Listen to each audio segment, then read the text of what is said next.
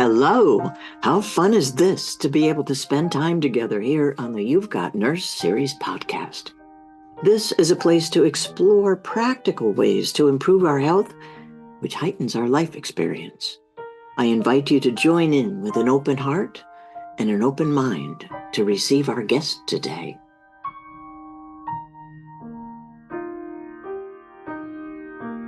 Welcome, everybody. I am so thrilled today to be here with Mary Crean, and I can't wait for you to learn more about her. Mary is the Digital Marketing Director at Nassau Financial Group, and the reason I want Mary here today for our conversation is I've always been taken with Mary's curiosity, her persistence, her level of commitment to service to people. It's just fascinating. And we've also talked in the past about intuition. And so I would like to share that conversation with you as well. And Mary, please introduce yourself a little bit further. Tell us how you got from where you used to be to where you are now and what fun projects you're up to. Well, I love that. Thank you, Catherine. I'm truly honored to be here with you today. As I shared before you hit the record button, you have been, since you've entered my life, I'll start with that. I think of you very often because you have shared so much in terms of your wisdom, your generosity of spirit, and your kindness, and the fact that you're just a smart woman. I want to be around you.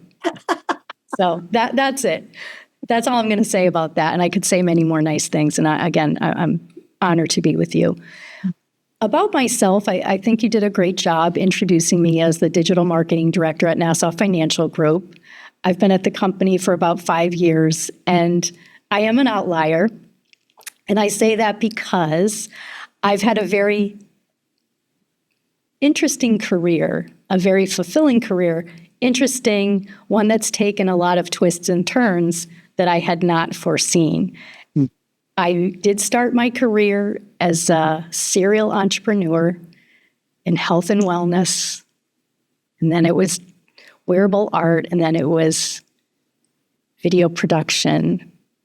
And then when I fell out of being self-employed, I fell into nonprofit work. And I've had many different iterations of that, and I've always been someone who's been in marketing, in sales, and development, all one and the same, and that's been my through line. And then I fell into the insurtech world, which got me into insurance at Nassau Financial Group. Mm-hmm. My life, I have 2 grown adults. I have 2 grandbabies. My husband, I've been married to the same guy for 40 years. We've had our moments, and he's a great guy. But I always say that, and he does laugh because he definitely agrees with that, because we actually were in our 3 businesses together, and he will very candidly and tongue-in-cheek say, yes, we managed to not kill each other in that time that we worked together. So that's a little bit about myself. And then just one more point, that I'm a chair of a nonprofit board. I work with another nonprofit that I help with strategic marketing. So I love serving the community as much as I can. I want to help those nonprofits that don't have a lot of resources, hopefully with some of my experience and brain power. Well, I would like to also say that I like being around you, too, because you are a very smart woman. I think it's important to surround ourselves with people that are open and are continually learning, right? And I think that being a lifelong learner is a fabulous place to be. And talk about curiosity. I know that I've mentioned my friend Penny before. She lived to be 100 years old. And when she was asked about, what she contributed her longevity to, she'd say, my curiosity, right? And it was just so fabulous that way. And I think very fondly of her, and often too. And it's just like, wow, okay. Because there's so much to learn about, and we never know it all. No, certainly not. And I love that you talk about Penny, because she's absolutely right. It's the curiosity and the learning and challenging ourselves to learn things. And then maybe we learn certain things and we say, I'm really not that good at what I thought I would be good at. But that's okay, because none of us are good at everything. But putting yourself out there, certainly, I remember when I was interviewing at Nassau Financial Group, one of my interviewers asked me what I was afraid of, like what was one experience that I was tentative or that scared me. And I said, well, there are several, so I'm only going to give you one. And the one was, I didn't know at this late in my game if I was going to fit into insurance. Like, I didn't know. Maybe I would get here and maybe people would say, like, I don't think she's the right person. So I said, funny enough, most recently, that really was my answer, even though I did have other examples. And I think it's being open to the fact that we may not be as great at everything as we want to be. And so it's like, okay, we're like, and I use the phrase, I'm sure you may have heard it before, failing forward. Wow. You'll fail fast, failing forward. And not even calling it failure. I think there's another gentleman, his name is escaping me, but it's like things didn't turn out exactly the way you wanted within the time frame that you anticipated, is maybe the better way to phrase it. Well, also, because everything is energy and everything is always in motion, new information comes to us constantly.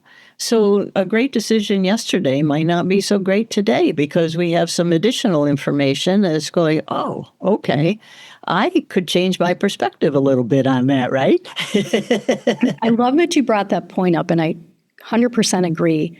And I would also add that it's also okay to change our mind. Yes. You know, with or without new information, when we have time to reflect, or say, for example, you and I have a conversation and you have a different perspective that I never thought about. And then I walk away and I say, you know, I think I changed my mind about that because I really listened to what Catherine had to say, and something that she said had me put a pause. Well, and the fun part about that, of what you just said, is as I was listening, because listening is so huge. I agree with that. I agree listening is huge. And I don't know about you, Catherine, but that's always a work in progress. I've also gotten to the point where I really do want to hear what others have to say, like in a meeting, for example, whether it's at Nassau or if it's in my nonprofit hat, which I was just at a board strategy meeting on Friday, and the facilitator happens to be a friend of mine, and she said, oh, Mary, go ahead. And I said, I would really like to wait to go last because I didn't want to intimidate anyone. I wanted to hear what others had to say. It was staff and board. It was a combination. And I also feel like sometimes as a leader and as a leader and as a human, that we could learn a lot by listening to what others have to say before we feel the need to fill the air. Oh, I agree with that. And taking that not necessarily forward, but as another perspective of listening, it's so important that we listen to ourselves, to give ourselves the time and the space, the silence to allow our thoughts to come in and to really acknowledge them, right? Because when we don't give ourselves the silence, we're really negating a lot of the information and a lot of the wisdom that we gain, right? Because we're really not allowing that to be integrated with how we're operating. I also believe that we can manipulate it, and we have to be discerning, right? 100%. And also, I think when we are silent, which for chatterboxes like me, not easy. But I think when we're silent, we really do focus our energy. We calm ourselves down. We really, maybe, you're a pro at the deep breathing and the breathing exercises. And I think it just that's when I think sometimes our best intuition comes into play that we will call upon. And I don't know about you, Catherine, but I know that, well, it's funny, I've gone through phases in my life. When I was younger, if I had something to say, I always said it right away. It just would come out of my mouth, like boom, there it was.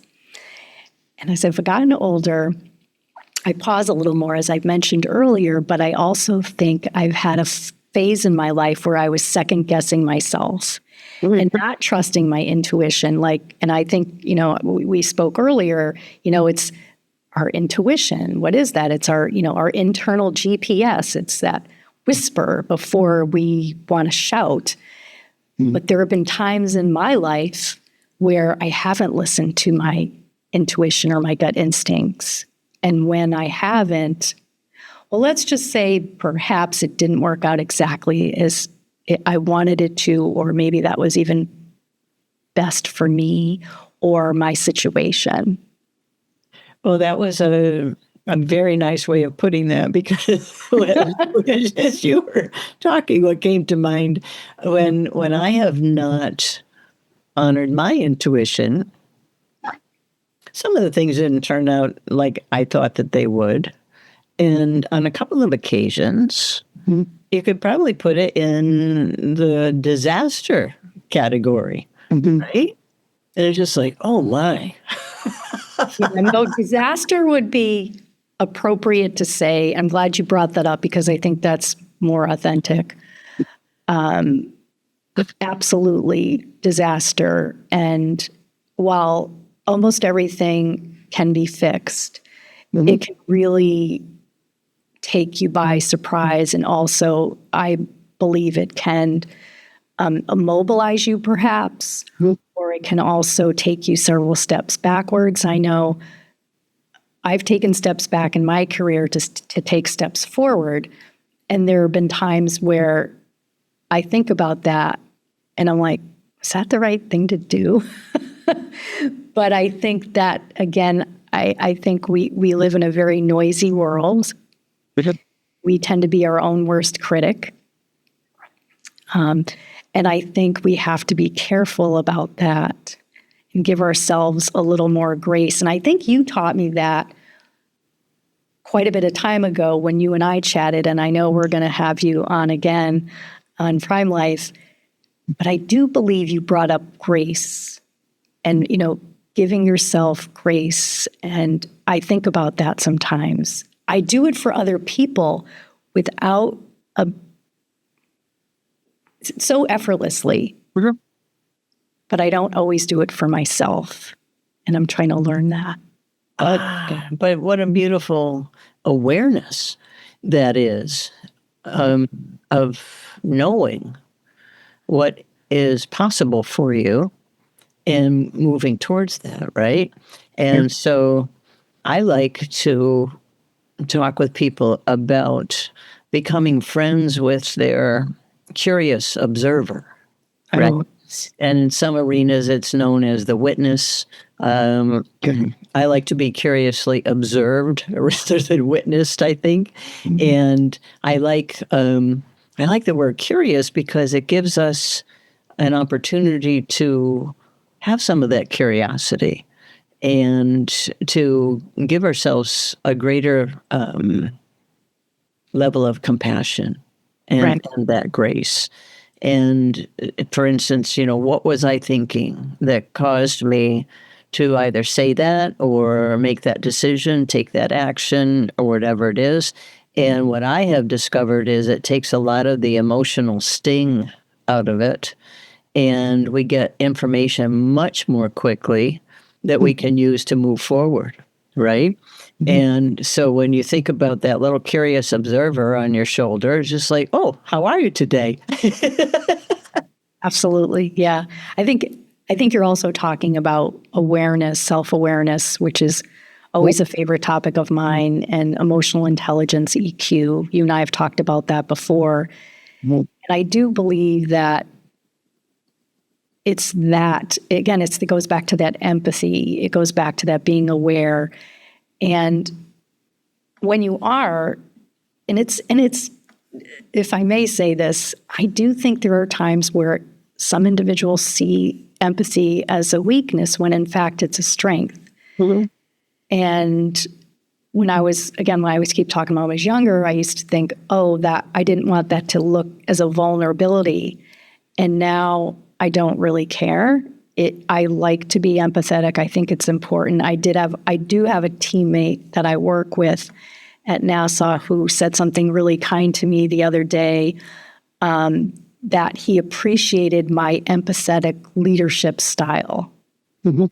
And he was drawing upon that for a particular project he was working on. And I said, well, my goodness, I'm so delighted that you noticed that, or that's such a big compliment. Thank you. Yeah. Because I do think that, many of us try to be that way because we may be just putting ourselves in someone else's shoes. Like, how would we have felt, or how could we have felt? Mhm. Because like that famous quote about people don't remember what you say, but they'll remember how you made them feel. Right. And I love that because it's so true. And I think about that often. Mhm. And I want to, utilize that. And I do also think that people respond largely well to it. I think whether, again, it's in marketing or in leadership or in life, and we are so focused on technology that sometimes we forget about empathy, and we forget how that's the thing that scales trust. And we know that as a marketing person, we're trying to get, consumers to know, like, and trust us all the time. But we think it's always going to be the technology as a solution. So how do we integrate empathy into our customer journeys and whatnot? And I think the first step in doing that is remembering and putting everything centering around the human, but not in what we think people want to hear or say, but what's truly, again, authentic. Mhm. I agree with you on that. And I think that what came to mind as you were talking is that we can have some empathy for ourselves too. Yeah, yeah, yeah. Right. Because sometimes, again, we do that for others, and it's like, wait a minute, I need to do that for myself too, because somehow, and I think some of it is how we're raised. I know the way I was raised, not necessarily in a negative way. However, because you talked about resilience, and it's funny because I was sitting down at my dining room table the other day, and I actually asked my husband, of all people, because I was curious as to what he would say. I said, when you think about my skills or my talents or whatever, like, what do you think of right away? He goes, you're one of the most persistent people I've ever met in my entire life, and you have been incredibly resilient. Mhm. And he goes, you just keep going, you just don't stop. And I said, well, thank you, because he doesn't always say things like that. But it was, and when I ask my husband, I talk about him a lot because we shared a good part of our careers as being entrepreneurs together. So there's that piece. When I ask him those questions, a lot of times I want him to reflect on our time we worked together, because it was considerable. But also, as he sometimes sees me, it's just helpful. And it's sometimes easy because you get, you're trying to get it. Look, I have a few friends I can ask those questions to, but not too many. And I really do want the truth, because like a good friend of mine always says that feedback is the greatest gift you will ever receive. Oh, absolutely. Because we can't possibly see everything from all angles all the time. No, we cannot. No. And if I'm speaking with you, I don't know what's going on outside, behind me, over Right. there, right? Yeah. And it's imperative to have feedback, I believe, from people that you trust. Yeah. That's a really good point. People that you trust, absolutely. And that's why I think I went back to that and said, well, there are a few people I believe that I could ask for their honest feedback. But you're right. Those individuals you have to know, like, and trust. And trust, I believe, is still in some ways underestimated. Because think about it. Mhm. If you can have a conversation with people that you trust, whether they're at work or in your personal life or your volunteer life, that's invaluable. Absolutely, because you're creating part of your environment by communicating, surrounding yourself with people that you trust. And when you think about well being,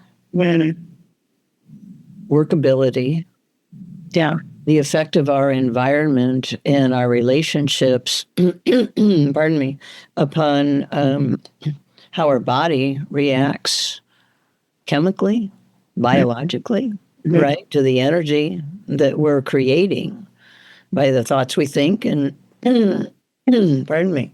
Yeah, What? I love when you talk about energy. You've talked about it.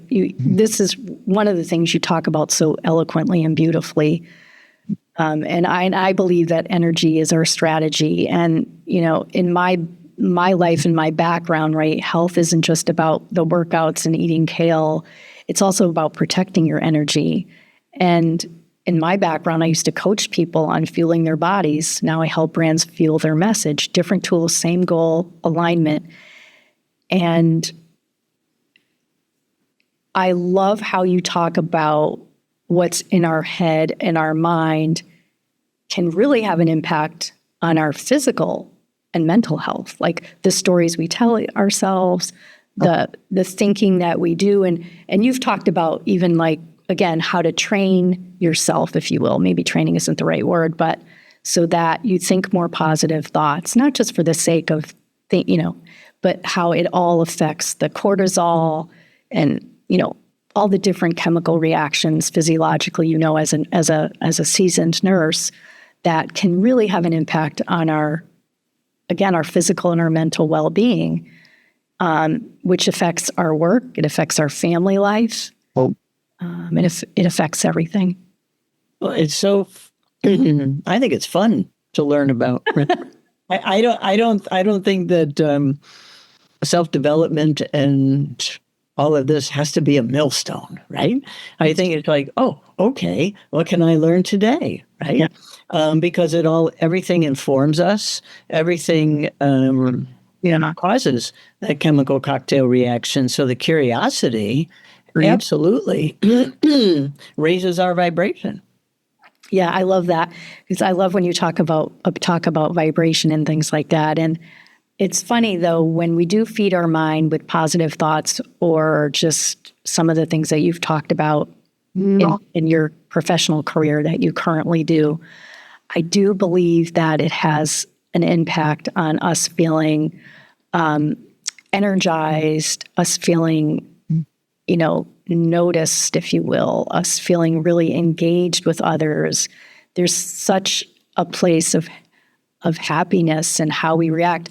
I actually, just today, one of the things that I am aware of, and I have to go back and become aware once in a while to remind myself, simple things like this. How are you doing today? Right. Most people will say, I'm okay, or I'm so busy. And someone asked me how I was doing, and I paused and I said, I'm great. How about you? And then we talked about that. And he walked away and said, I'm going to think about that. When someone asks how I'm doing, asks me, how are you doing today? Or even my reply, because things can be a lot worse. Oh my gosh. And when you think about, the present moment, Right. there's nothing wrong in the present moment. It's like we're right here, we're right now, we're talking, with each other, we're smiling at each other, and it's like we're having a fabulous conversation. And it's just like, wow, this is fun. Yeah. So, What's better than that? I know. And every time I start a meeting or I meet with a client or with a patient, I say, let's take a couple of breaths together. Oh, And I nice. want you to think about breathing in some beautiful sunlight and, you're just glowing from the inside out. Mm. I love that. and do that a couple of times. And then when you ask somebody how they are, they just like, oh, okay. Because your level of radiance is a direct reflection of your level of vibration. And let's be a sunbeam and not a storm cloud is how I kind of look at it, right? Yeah. Because life isn't very much fun as a storm cloud. No. Talk a little bit more with me. Re-engage me again on vibration. Well, what's fascinating is I want to hear more about that again because I think I've forgotten some things and I know it's really cool. well, because we are electromagnetic beings, right? We're all part of the universal energy. We don't breathe ourselves. We don't make our hearts beat on our own. And the fabulous thing to learn about is also the heart-brain coherence, because that's a real thing. And the heart actually sends more information to the brain than the brain does to the heart. And the thoughts are the language of the mind, and they send out an electrical charge.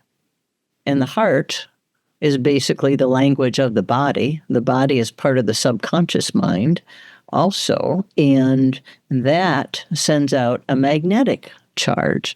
And so when you want those things to mesh, when you want to feel coherence and feel connected, right?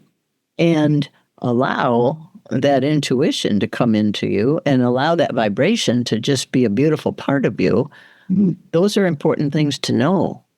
And because everything is energy, every thought and every emotion and every action has an energetic value to it. And all of those things invite the chemical cocktail reactions in our body.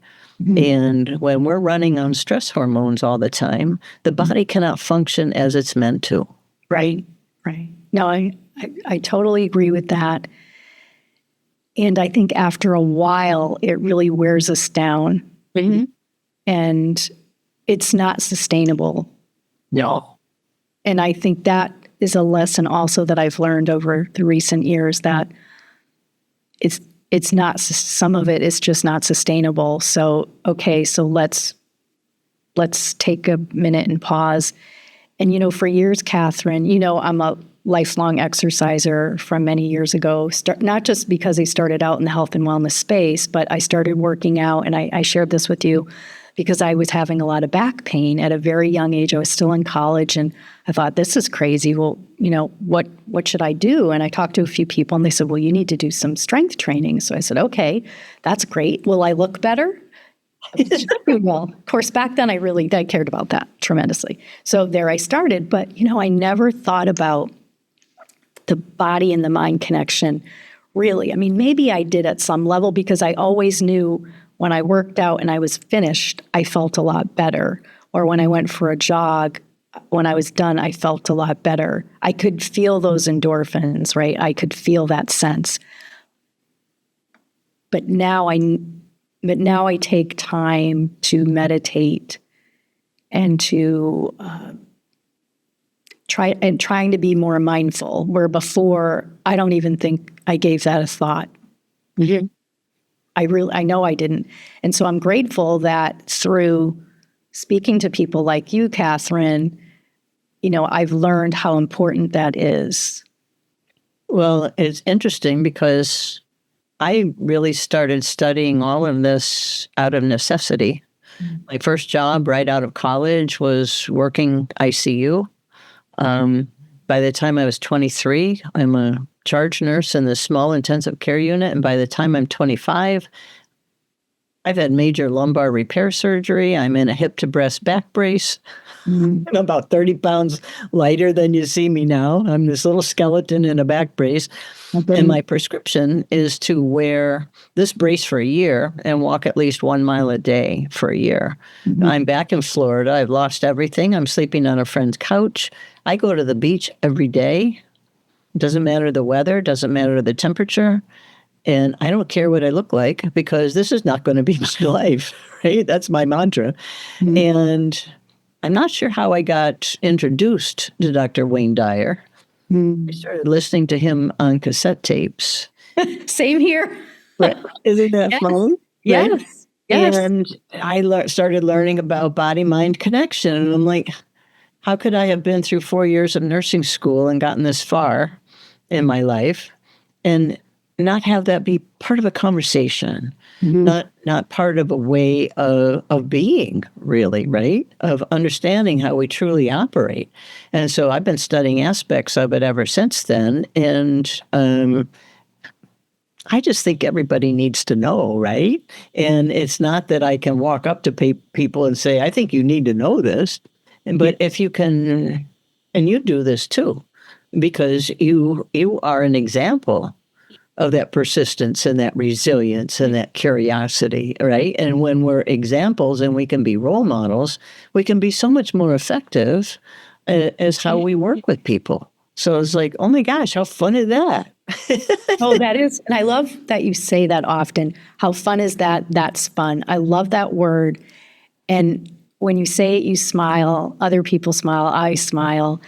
And I just adore that. But I'll also go back and say, you said, and I knew that you're a nurse. I know that you're a nurse. I know the training that you went through. And I shared with you, I think when you and I met, that I did not become a nurse, but I did 3 years in a BSN program, finished my degree in nutrition, and I was, in the fitness business. And I am very sure we didn't talk about any of these things. Mm-hmm. And when I was in the fitness business, I had a fair number of clients, customers who were medical doctors. There were a fair number of them. And I'm pretty sure they didn't even talk about it too much. I do know this, though, that there were a core group of doctors of different types who would refer people to us because they really understood the benefits. So at some level, I do think they understood the mind-body connection. Mm-hmm. But it's still surprising, even after all these years, with all the information out there, that it still can be not necessarily spoken about. And so, I'll call you, you are an evangelist, you are an advocate for this. And so, yes, keep talking to as many people as you can, because there are people that still are very unaware. And they want to hear about this because they want to live longer, live better. They want to be more peaceful and joyful. They want to be more successful at their job, at their marriage, or their relationships, or whatever that is in their personal life. Mm-hmm. And this all, I think, comes into play. Oh, I believe so, because when people feel better, they perform better. They do. They engage more. They become conscious contributors, right? And it's just, it's a beautiful way to go. We're going to have another conversation, Mary. I think so. I'm open to it. I hope you'll invite me back. I know I'm going to be seeing you soon again, because we're going to have you on Prime Life podcast. I just want to say one thing before we kind of close up. I do feel very fortunate to be at Nassau, because we do have the health and wellness ethos, and it's part of the core values of the company. And that was, for me, a big win. And I do a lot of work with our fitness center manager and the health and wellness committee at Nassau. And so I am a believer, again, any way like you, I can get my little tentacles in to help someone, or even if it's one word that will help, I'm glad to do it. Oh my gosh, me too. Me too. So I want you to please let us know, pardon me, let us know where we can find you. Because I want people to be able to contact you with any inquiries, any questions that they may have. I want you to be visible too, right? And I know that you are, but I would like you to articulate it, because some of this, your information will be visible, but not everyone will see the video portion of it, right? So if you can just articulate it, and I will put it in the description, but that would be great. Oh, well, thank you for that. I can be found on LinkedIn. I think that's the best place, Mary Crean, Crean. On LinkedIn, I am on Facebook and Instagram as well with that name. But I think LinkedIn is the very best place. And I appreciate you offering that up.